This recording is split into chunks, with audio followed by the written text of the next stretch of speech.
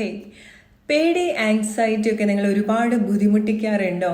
എന്ത് കാര്യം ചെയ്യുന്ന സമയത്തും അല്ലെങ്കിൽ ഒരു കാര്യമില്ലാതെ നമ്മൾ ചില കാര്യങ്ങൾ ആലോചിച്ചിട്ട് അനാവശ്യമായിട്ട് ടെൻഷനും പേടിയും ആങ്സൈറ്റിയും ഒക്കെ പലപ്പോഴും നമ്മൾ എക്സ്പീരിയൻസ് ചെയ്യുന്നുണ്ടായിരിക്കണം അല്ലെ.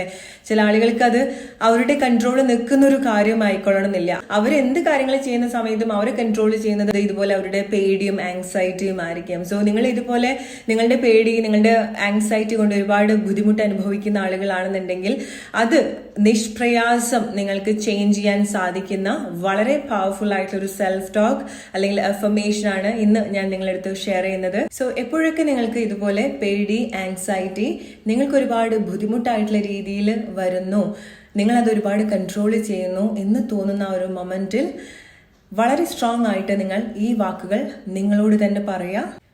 ഇത് നിങ്ങളോട് തന്നെ പറയുന്ന വാക്കുകളാണ്. So repeat after me. Listen to my voice. My voice holds supreme power over all my emotions, feelings, and thoughts. I command every thought and emotion within me right now to pose and align with my highest purpose.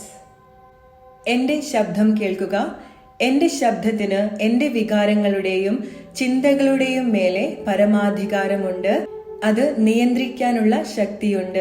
ഈ സമയം എൻ്റെ ഉള്ളിലെ വികാരങ്ങളും ചിന്തകളും എന്തുതന്നെയാണെന്നുണ്ടെങ്കിലും അത് ഈ സമയം നിശ്ചലമാക്കാനും എൻ്റെ വികാരങ്ങളും എൻ്റെ ചിന്തകളും ഈ സമയം എൻ്റെ ഹയസ്റ്റ് പേർപ്പസുമായി ബന്ധപ്പെട്ട് പ്രവർത്തിക്കാനും ഞാൻ നിർദ്ദേശം നൽകുന്നു.